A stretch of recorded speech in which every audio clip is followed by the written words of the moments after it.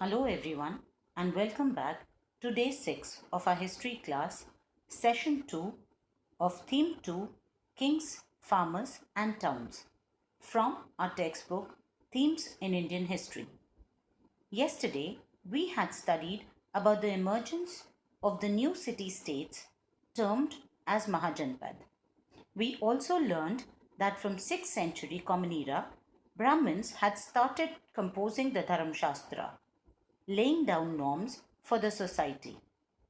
Then we learnt about Magad and its emergence as the most powerful and strong Mahajanpad.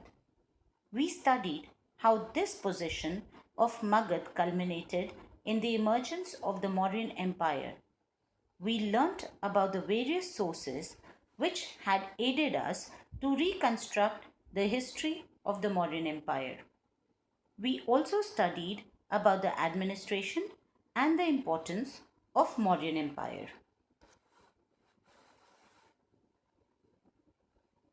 We begin today's class by turning towards the Deccan.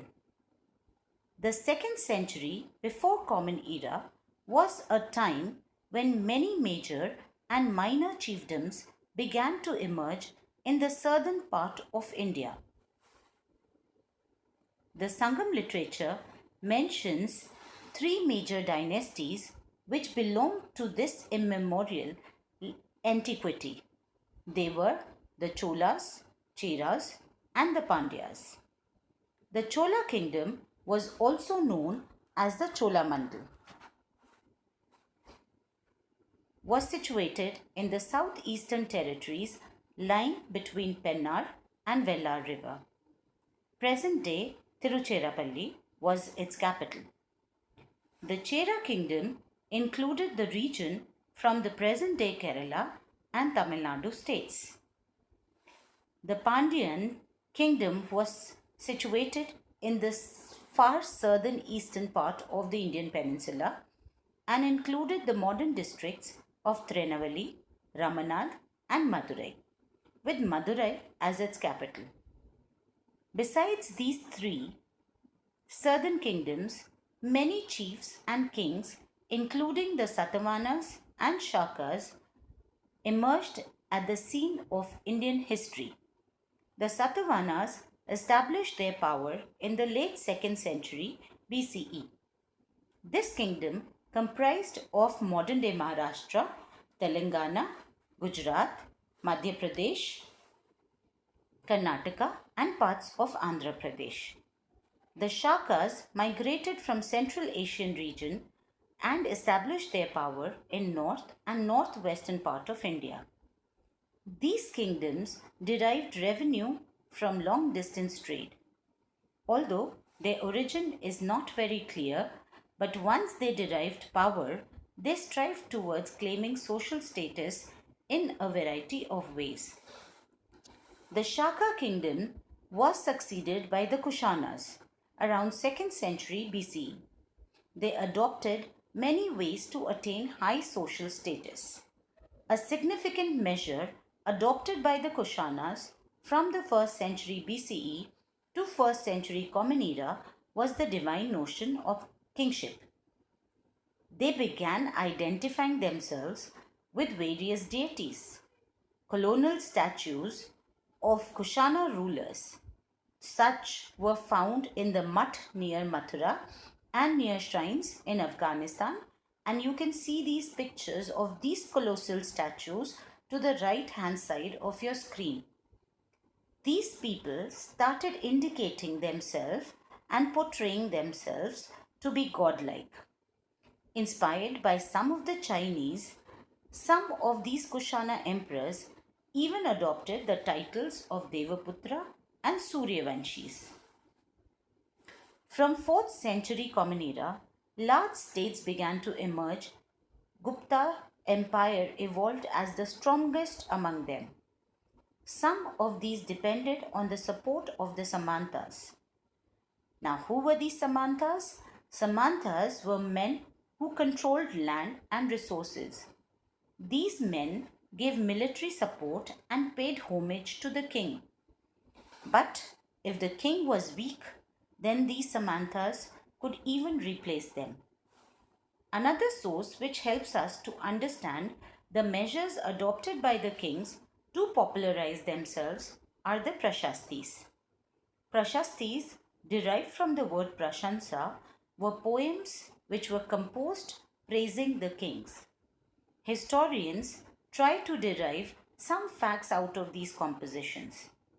Prashastis are seen as compositions of poets rather than giving us factual information.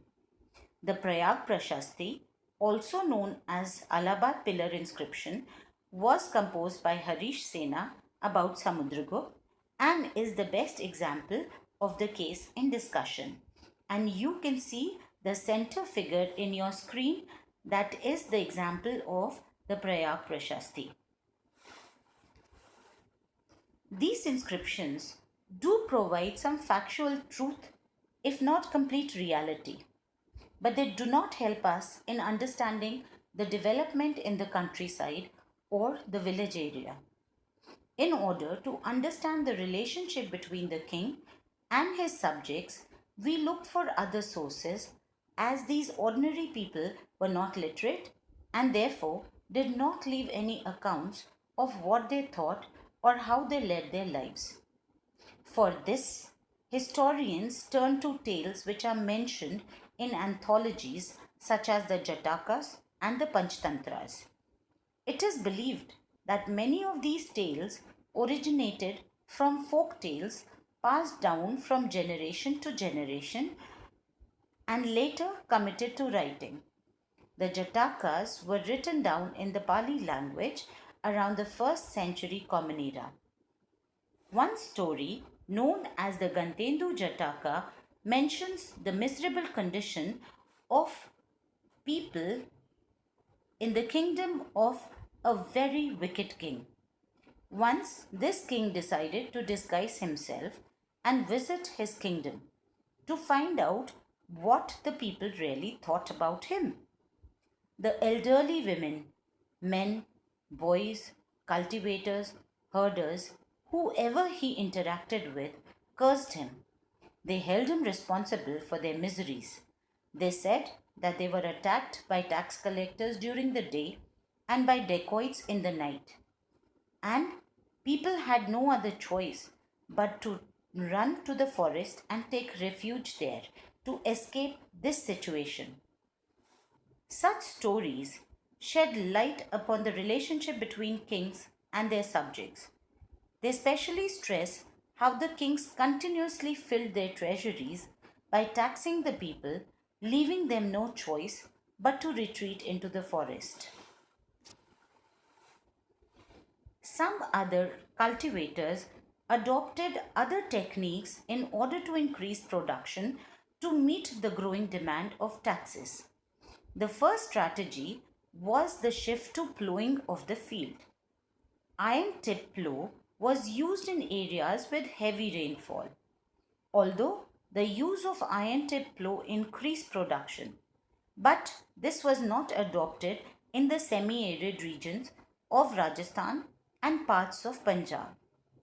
This was also not successful in the mountainous hilly areas. There, people still used hoe, which was better suited for the topography of the area. Another method used for increasing production was known as transplantation. Transplantation means sowing of the crop in one area and then moving it to another. This method gave the cultivators a longer cropping season. In order to increase the agriculture production, the cultivators adopted irrigation techniques through wells, tanks, canals. Construction of irrigation work was undertaken by communities as well as rich and powerful men, sometimes including the kings. They were very particular about recording their philanthropist activities in the inscriptions. These technologies that we discussed were successful in increasing the production, but the benefits were not enjoyed equally by everyone. The Buddhist texts mention a growing gap between the cultivators.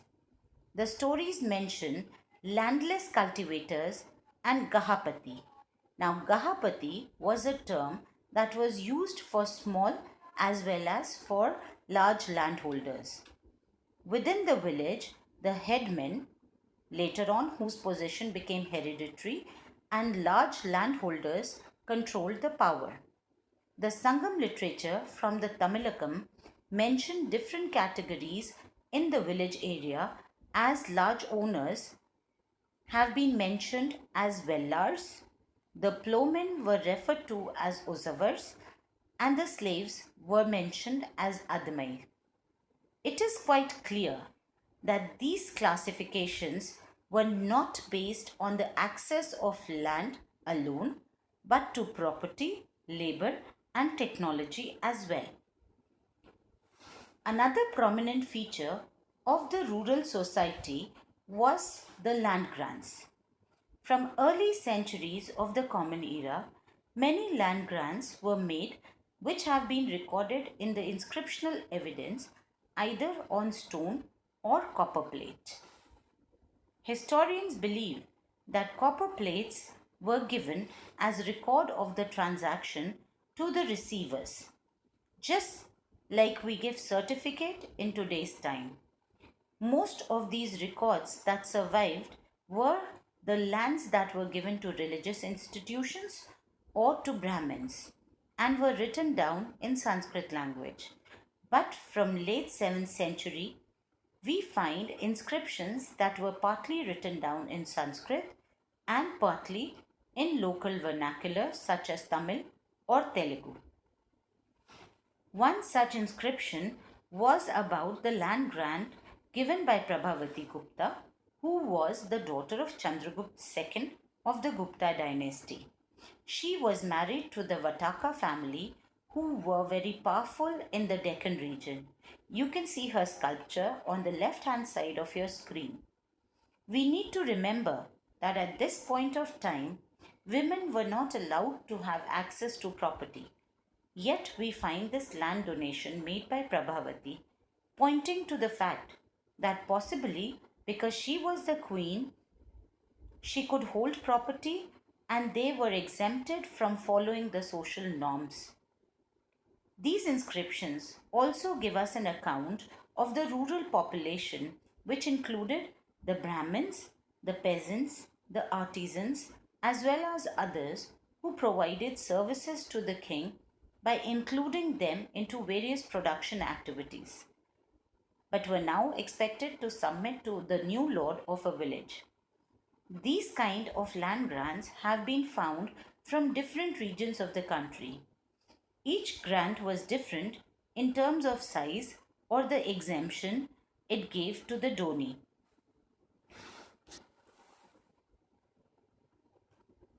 Although the historians argue about the real reason behind these land grants, some believe that grants were given in order to bring more land under cultivation, while others believe that it was done to create a loyal allies for themselves, since the Samantas were becoming strong. Yet others feel this was a period when the kings were losing control. Therefore, they wanted to maintain a facade of power. These land grants help us to understand the nature of relationship between the rural population and the state. They still fail to give us information about the pastoralists, the hunter-gatherers, the fisher folk, and people who practiced shifting cultivation, as no records were maintained by these groups about themselves or about their lives. With this, we end today's session. We will meet again tomorrow. But before we sign out, there is some assignment for you which you need to complete using your textbook.